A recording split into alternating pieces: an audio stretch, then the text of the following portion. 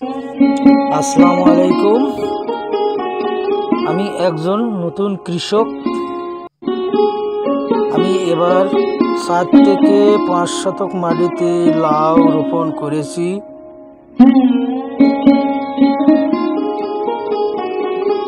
প্রথম পর্যায়ে লাউয়ের গাছগুলো অনেক সুন্দর ছিল এবং লাউও প্রচুর পরিমাণ ধরছিল, কিন্তু বেশ কয়েকদিন থেকে লক্ষ্য করতেছি আমার লাউয়ের গাছগুলোর পাতা লাল হচ্ছে।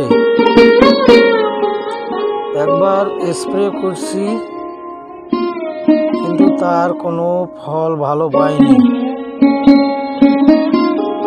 অনুগ্রহ করে আপনারা যারা আমার এই ভিডিওটা দেখতেছেন তারা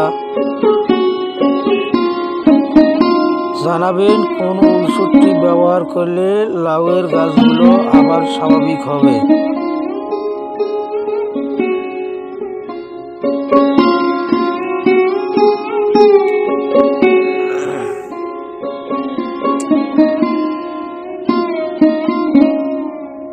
লাউয়ের গাছের গোড়ে পর্যাপ্ত পরিমাণ সার এবং পানি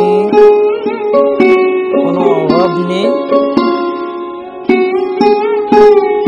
পর্যাপ্ত পরিমাণ আলো বাতাসেরও ব্যবস্থা রয়েছে, কিন্তু কি কারণে গাছের পাতাগুলো লাল লাল হয়ে যাচ্ছে?